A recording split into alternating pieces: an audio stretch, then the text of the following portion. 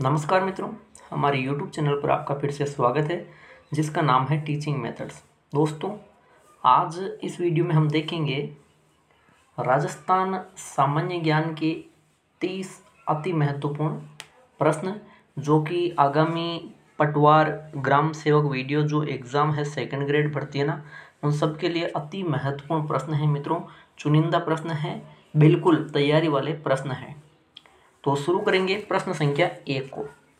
पहला प्रश्न है दोस्तों, भारतीय संविधान में उपबंधित प्रावधानों के अंतर्गत राज्यपाल की क्या भूमिका है। क्या पूछा है, भारतीय संविधान में जो उपबंधित प्रावधान है उनके अंतर्गत राज्यपाल की भूमिका राज्यपाल की भूमिका।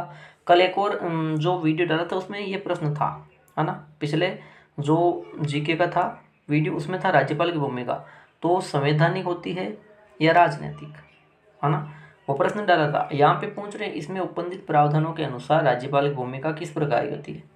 एकल होती है, दोहरी होती है, कोई भी या कोई नहीं। तो मित्रों इसका सही जवाब हो जाएगा दोहरी होती है ना, राज्यपाल की भूमिका दोहरी होगी। तो दूसरा विकल्प सही है प्रश्न संख्या 1 में। आगे चलते हैं मित्रों प्रश्न संख्या 2 पर। प्रश्न संख्या 2 देखिए दोस्तों, परमेश्वर चंद्र कमेटी की सिफारिश के आधार पर कौन सा जिला बना। शानदार प्रश्न है और वेरी इंपॉर्टेंट क्वेश्चन है मित्रों। देखिए क्या कह रहा है, जो परमेश्वर चंद्र कमेटी है इसकी सिफारिश के आधार पर कौन सा जिला बना था। ठीक है, सिरोही, प्रतापगढ़, बारां या बांसवाड़ा। तो दोस्तों आपको बता दूं परमेश्वर चंद्र कमेटी है ना, याद रख लेना, पे से परमेश्वर और पे से प्रतापगढ़, यानी कि जो प्रतापगढ़ जिला है उसको परमेश्वर चंद्र कमेटी की सिफारिश के आधार पर निर्मित किया गया था। दूसरा विकल्प सही उत्तर है। आगे बढ़ेंगे प्रश्न संख्या 3 के लिए। राज्य में मानसून प्रवेश की सामान्य तिथि क्या है।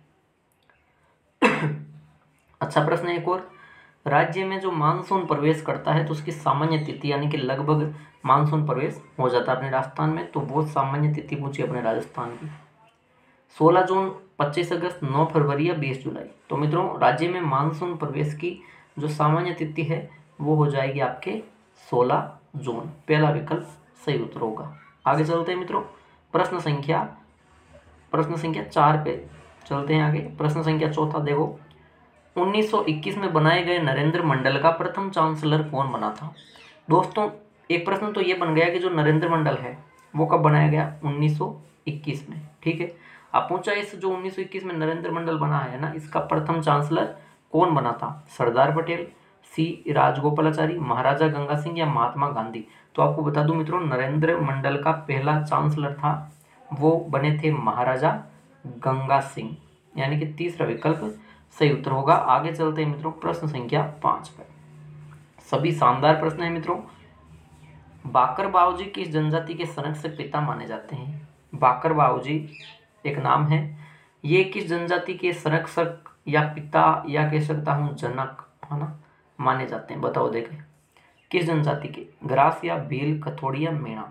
तो मित्रों बाकर बाऊजी है वो ग्रास या जनजाति के संरक्षक माने जाते हैं। पहला विकल्प सही उत्तर है प्रश्न संख्या 5 में। आगे चलते हैं मित्रों प्रश्न संख्या 6 पे।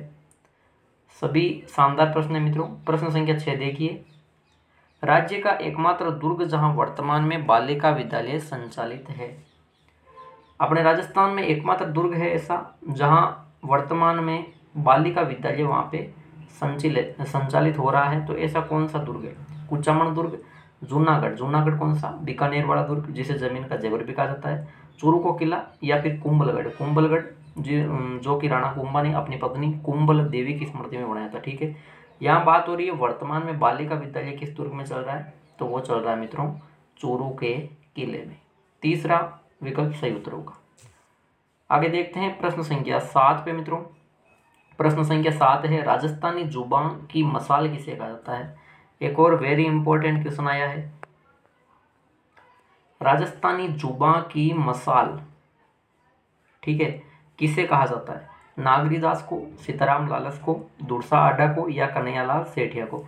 तो दोस्तों राजस्थानी जुबान की जो मसाल है वो कहा जाएगा आपके सीताराम लालस को, याद रखना। दूसरा विकल्प सही उत्तर है प्रश्न संख्या 7 में। आगे चलते हैं प्रश्न संख्या 8 पे। प्रश्न संख्या 8 देखो, वित्त आयोग का गठन संविधान के किस अनुच्छेद के तहत किया गया है? देखो जो वित्त आयोग है वित्तीय सहायता के लिए, ठीक है, इसका गठन अपने संविधान में कौन सा अनुच्छेद है जिसके अंतर्गत इसके गठन की बात कही गई है ना? अनुच्छेद 278, 279, 280 या 281? तो सही उत्तर होगा अनुच्छेद 280। अनुच्छेद 280 है जिसमें वित्त आयोग की अन्य शक्तियों का नहीं, केवल किसका, केवल वित्त आयोग का गठन की बात की गई है ना, गठन की प्रक्रिया का। यह अनुच्छेद 280 में दिया गया है, यानी तीसरा विकल्प राइट आंसर है प्रश्न संख्या 8 में। आगे चलेंगे मित्रों प्रश्न संख्या 9 पे। प्रश्न संख्या 9 देखिए, एक और दमदार प्रश्न है। प्रश्न अच्छे लग रहे हैं तो बिल्कुल वीडियो को लाइक कीजिए और ज़्यादा से ज़्यादा शेयर कीजिए। मित्रों, तालाब में जल लाने के लिए निर्धारित की गई सीमा क्या कहलाती है?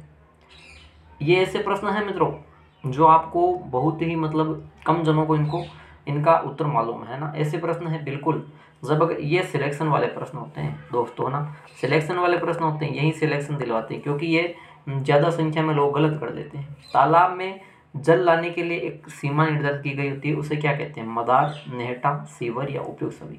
अब जैसे ही उपयुक्त सभी हो गया, ध्यान जाएगा, सभी इसे कर देंगे, लेकिन ये गलत है मित्रों। सीवर भी नहीं होगा, नेहटा भी नहीं होगा ना, इसे कहेंगे दोस्तों मदार। क्या बोलेंगे? मदार, जो तालाब में जल लाने की एक सीमा होती है। पहला विकल्प सही है प्रश्न संख्या 9 में। आगे बढ़ते हैं प्रश्न संख्या 10 के लिए। प्रश्न संख्या 10, राज्यपाल अपना त्याग पत्र किसे सौंपता है? एक और अच्छा प्रश्न है। राज्यपाल है अपना त्याग पत्र है वो किसे सौंपता है? मुख्यमंत्री को, ये मुख्यमंत्री है, ठीक है, यहाँ पे ये आएगा, ये मुख्यमंत्री को, प्रधानमंत्री को, वित्त सचिव को या राष्ट्रपति को? तो बता दूं आपको, जो राज्यपाल अपना त्याग पत्र है वो सौंपेगा मित्रों राष्ट्रपति को। तो प्रश्न संख्या 10 में साथियों चौथा विकल्प सही उत्तर होगा। आगे चलते हैं प्रश्न संख्या 11वें के लिए। रेशम उत्पादन से संबंध रखने वाले पौधे का नाम है? सरल सा प्रश्न है। जो रेशम उत्पादन है ना, ये किस पौधे से संबंधित है मित्रों? अमलतास, बेर, कपास या सहतूत? तो रेशम उत्पादन का संबंध हो जाएगा सहतूत से। चौथा विकल्प आपके सही उत्तर होगा। आगे चलते हैं प्रश्न संख्या 12वें में मित्रों। महाराणा प्रताप मुगल सेना से बचकर निम्न में से किस स्थान पर छिपे थे? देखो मित्रों, जो राणा प्रताप थे, जिनका बचपन का नाम क्या था? कीका था। अगर इनका घोड़ा पूछे तो हर कोई जानता है चेतक, लेकिन इनका हाथी पूछ लिया जाए तो ये चेतक क्या था मित्रों? ये इनका घोड़ा था, ठीक है, घोड़े का नाम चेतक था, जिसने इतनी स्वामी भक्ति थी कि अपने मालिक के लिए प्राण दे दिए अपने, ठीक है। बल्कि हाथी की बात की जाए मित्रों, ये प्रश्न आया था एक बार, शायद पटवारी में आया था। हाथी का नाम हो जाएगा आपके राम प्रसाद, याद रखना, की का बचपन का नाम है। तो महाराणा प्रताप जब मुगल सेना से बचकर छिपे थे तो किस स्थान पर छिपे थे? छानछन की पहाड़ियों में, मालवा में, दक्षिण भारत में, इनमें से कोई नहीं। वेरी इंपॉर्टेंट क्वेश्चन है, सेकंड ग्रेड पटवार ग्राम सेवक भर्तियों के लिए ये ऐसे प्रश्न बिल्कुल पूछे जाते हैं, महाराणा प्रताप, महाराणा सांगा वगैरह ना। तो इसका सही उत्तर होगा छानछन की पहाड़ियों में महाराणा प्रताप मुगल सेना से बचकर छिपे थे। पहला विकल्प सही है प्रश्न संख्या 12 में। आगे चलते हैं प्रश्न संख्या 13 देखते हैं। राजस्थान के किस राष्ट्रीय राजमार्ग की लंबाई सबसे अधिक है? एक और अच्छा प्रश्न है मित्रों। राजस्थान का वह राष्ट्रीय राजमार्ग जिसकी लंबाई सबसे अधिक पूछी जा रही है। राष्ट्रीय राजमार्ग 12 है, 15 है, 17 है या 89 89, कौन सा है? तो दोस्तों राजस्थान का सबसे लंबा राष्ट्रीय राजमार्ग आपको पता है 15 है, ठीक है। कौन सा हो जाएगा? 15, यानी कि दूसरा विकल्प 13वें प्रश्न में सही उत्तर के रूप में होगा। आपको क्या कमेंट करना आज के प्रश्न के लिए मित्रों? आज के प्रश्न के लिए आपको कमेंट करना है कि ये जो राष्ट्रीय राजमार्ग 15 है ना, इसका नाम चेंज हुआ है या नहीं। अगर हुआ है तो इसका नाम चेंज क्या हुआ है, ये आपको कमेंट बॉक्स में कमेंट करना है, ठीक है। आगे चलते हैं प्रश्न संख्या 14 पर। प्रश्न संख्या 14 वेरी इंपॉर्टेंट क्वेश्चन है मित्रों, एक और शानदार प्रश्न है, वेरी वेरी इंपॉर्टेंट है ये दोस्तों, ध्यान रखना। ऐसे प्रश्न आपको नहीं मिलेंगे देखने को। बंदा बहादुर के बचपन का नाम क्या था? बंदा बहादुर कौन था भाई, कहाँ से था? अगर पूछे कहाँ से रिलेटेड है तो कश्मीर बताना, ठीक है। कश्मीर के थे बंदा बहादुर, जिन्होंने क्या किया, सिख धर्म के जितने भी गुरु हुए उन्होंने सिख धर्म का प्रचार किया। उसके बाद ये बंदा बहादुर था जिसने सिख धर्म का प्रचार प्रसार किया। ये कश्मीर से रिलेटेड था। इसके बचपन का नाम पूछा जा रहा है जोरावर सिंह, हरगोविंद सिंह, हर्राई या लक्ष्मण दास। तो बंदा बहादुर के बचपन का नाम था दोस्तों लक्ष्मण दास, यानी कि प्रश्न संख्या 14 में चौथा विकल्प सही उत्तर है। आगे चलिए प्रश्न संख्या 15। किस चौहान शासक के काल में श्री अजय देव नाम से चांदी के सिक्के चलाए गए थे? दोस्तों अच्छे प्रश्न हैं और बहुत ही अच्छे प्रश्न हैं, तो लाइक करना तो बनता है, लाइक करते रहिए, क्लास को ज़्यादा से ज़्यादा शेयर कीजिए। और हाँ, जो प्रश्न मैं पूछ रहा हूँ वो भी आप कमेंट में ज़रूर बताइए। तो वह कौन सा चौहान शासक था जिसके काल में ये नाम बताया है श्री अजय देव नाम से चांदी के सिक्के? तो घुमा फिरा के प्रश्न पूछ सकते हैं कि अजय देव नाम से वो जो सिक्के चलाए थे वो किस धातु के थे? चांदी के। ठीक है। और हाँ ये अजय देव नाम से चांदी के सिक्के किसने चलाए? पृथ्वीराज तृतीय ने, अर्णोराज, अजयराज या बीसल देव? यानी कि चौहान शासकों की बात हो रही है। ये ऑलमोस्ट जो सभी है वो चारों के चारों अजमेर के शासक किया था चौहान शासकों ने, तो अजमेर के शासक है ये मित्रों। इनमें से कौन सा था? वो अजयराज था, याद रखना। अजयराज वह चौहान शासक था जिसके काल में अपने ही नाम से इसने श्री अजय देव, श्री भी साथ में आएगा, श्री अजय देव ये था नाम। ठीक है। और चांदी के सिक्के चलाए किसने? अजयराज चौहान ने, जिसने अजमेर को अपनी राजधानी भी बनाया था, अजमेर की स्थापना भी की थी। तीसरा विकल्प सही उत्तर है प्रश्न संख्या 15 में। आगे बढ़ेंगे प्रश्न संख्या 16 के लिए। प्रश्न संख्या 16 देखिए, एक और शानदार प्रश्न है। गांधी जी को बापू नाम किसने दिया? बढ़िया प्रश्न है। गांधी जी को कौन सा नाम पूछा? बापू नाम किसने दिया? सुभाष चंद्र बोस, रविंद्रनाथ टैगोर, चाचा नेहरू या सरदार पटेल? दोस्तों सोच समझकर इसका उत्तर बताइए, क्योंकि ये बहुत ज़्यादा गलत होगा। देखो, सुभाष चंद्र बोस ने भी नाम दिया था इनको, रविंद्रनाथ टैगोर ने भी एक उपाधि इनको दी, और चाचा नेहरू ने भी एक उपाधि दी, सरदार पटेल ने नहीं दी। ठीक है। तो अगर यहाँ बात करूँ मैं, गांधी जी को बापू किसने कहा मित्रों? तो वो कहा था आपके चाचा नेहरू ने। किसने कहा था? चाचा नेहरू, यानी पंडित जवाहरलाल नेहरू ने ही गांधी जी को बापू नाम दिया था। ठीक है। रविंद्रनाथ टैगोर ने गांधी जी को कहा था सबसे पहले महात्मा। ठीक है। यानी कि महात्मा की उपाधि गांधी जी को किसने दी? रविंद्रनाथ टैगोर ने। गांधी जी को बापू नाम किसने दिया? पंडित जवाहरलाल नेहरू यानी चाचा नेहरू ने। तो सुभाष चंद्र बोस ने क्या कहा था? सुभाष चंद्र बोस ने कहा था राष्ट्रपिता। याद रखना, क्या कहा था? राष्ट्रपिता। तो देखिए, एक प्रश्न से 3 प्रश्न तैयार हो रहे हैं, तो यहाँ पे विकल्प तीसरा सही है प्रश्न संख्या 16 में। आगे बढ़ते हैं प्रश्न संख्या 17 के लिए। एक और दमदार प्रश्न है। रघुकुल तिलक किसे कहा जाता है? रघुकुल तिलक किसे कहा जाता है? महेंद्रपाल, महाराणा सांगा, महाराणा प्रताप या नागभट्ट? अब देखिए, ज़्यादातर जिन्होंने ये नहीं पढ़ा है उनका ध्यान जाएगा प्रताप या सांगा पे, है ना, क्योंकि यही ज़्यादा मोस्ट इनकी चर्चा हो रखी है। ठीक है। आपको बता दूं मैं, रघुकुल तिलक इन दोनों को नहीं कहा जाता है। तो किसको कहा जाता है? नागभट्ट को भी नहीं कहते, बल्कि रघुकुल तिलक की बात करूं तो ये कहा जाता है महेंद्रपाल को। ठीक है। याद रखना, रघुकुल तिलक इसे महेंद्रपाल को कहा जाएगा। जो किस वंश से संबंधित था? याद रखना, ये था भाई गुर्जर प्रतिहार वंश से महेंद्रपाल। ठीक है। गुर्जर प्रतिहार वंश से संबंधित था महेंद्रपाल, इसे रघुकुल तिलक आ गया। ठीक है। मैं इतना बार बार क्यों बता रहा हूँ? क्योंकि ये वेरी वेरी इंपॉर्टेंट क्वेश्चन है मित्रों। कैसे? एक तो था रघुकुल तिलक, रघुकुल, एक हुआ रघुवंश तिलक। ठीक है। रघुवंश तिलक, रघुवंश तिलक हुए थे आमेर के शासक, आमेर के शासक, इनको कहा गया रघुवंश तिलक। तो आमेर के शासकों को रघुवंश तिलक कहा गया, जबकि रघुकुल तिलक महेंद्रपाल को कहा गया। पहला विकल्प सही है 17वें प्रश्न। आगे देखेंगे प्रश्न संख्या 18वां। जालोर में नाथों की समाधियों की छतरियों पर किस पक्षी का चिन्ह बना हुआ है? जालोर में ये समाधि है, नाथों की समाधियाँ, इनकी छतरियाँ हैं, इस पे किस पक्षी का चिन्ह बना हुआ है? मोर, तोता, हंस या कबूतर? तो ये वेरी इंपॉर्टेंट क्वेश्चन है। जालोर में जो नाथों की समाधि की छतरियाँ हैं, इन पे किस पक्षी का चिन्ह है मित्रों? इन पे है तोता का। ठीक है। दूसरा विकल्प सही उत्तर है। आगे चलिए प्रश्न संख्या 19 पे। पंचायती राज के स्वर्ण जयंती समारोह में घोषित पंचायती राज संस्थान राज्य में कहाँ खोला जाएगा? शानदार प्रश्न है, वेरी इंपॉर्टेंट क्वेश्चन है। जो पंचायती राज संस्था है उसका स्वर्ण जयंती समारोह आयोजित हुआ था, स्वर्ण जयंती समारोह आयोजित। ठीक है। इस स्वर्ण जयंती समारोह पे घोषित किया गया कि राज्य में, अपने राजस्थान में एक पंचायती राज संस्थान खोला जाएगा, है ना। तो कहाँ खोला जाएगा? ये प्रश्न मैंने जब रीट में लेवल 1 में पर्यावरण अध्ययन में करवाया था एक बार, है ना। जो ये वीडियो देख रहे हैं उनको पता है। ठीक है। वहाँ पर भी मैंने करवाया, यानी कि वेरी इंपॉर्टेंट क्वेश्चन है, इसलिए वापस आया ये प्रश्न। जयपुर, उदयपुर, भरतपुर या जोधपुर? तो पंचायती राज ने स्वर्ण जयंती समारोह में घोषित किया कि राजस्थान में भी पंचायती राज संस्थान खोला जाएगा। कहाँ पे? जयपुर में खोला जाएगा। पहला विकल्प सही उत्तर है। आगे चलते हैं प्रश्न संख्या 20 पर। चिड़ावा सेवा समिति की स्थापना किस वर्ष हुई? जो चिड़ावा सेवा समिति है इसकी स्थापना किस वर्ष हुई थी? 1911 में, 1921 में, 1931 या 1941? अच्छा प्रश्न है, शानदार प्रश्न है। तो चिड़ावा सेवा समिति की स्थापना हुई 1921 में, यानी दूसरा विकल्प सही उत्तर है। आपको एक और प्रश्न यहाँ पे कमेंट बॉक्स में कमेंट करना है। क्या करना है आपको? आपको बताना है चिड़ावा का गांधी कौन है? किसे कहा जाता है चिड़ावा का गांधी, है ना? ये वेरी इंपॉर्टेंट क्वेश्चन है मित्रों। ये आपको बताना है चिड़ावा का गांधी किसे कहा जाता है। बाकी चिड़ावा सेवा समिति की स्थापना 1921 में हुई थी। ठीक है, आगे बढ़ते हैं प्रश्न संख्या 21 पे। तो 2 प्रश्न कमेंट करने हैं आपको आज। जूनागढ़ दुर्ग का प्राचीन नाम क्या था? जो जूनागढ़ दुर्ग है मित्रों, है कहाँ पे? बीकानेर में। ठीक है, जूनागढ़ दुर्ग बीकानेर में है।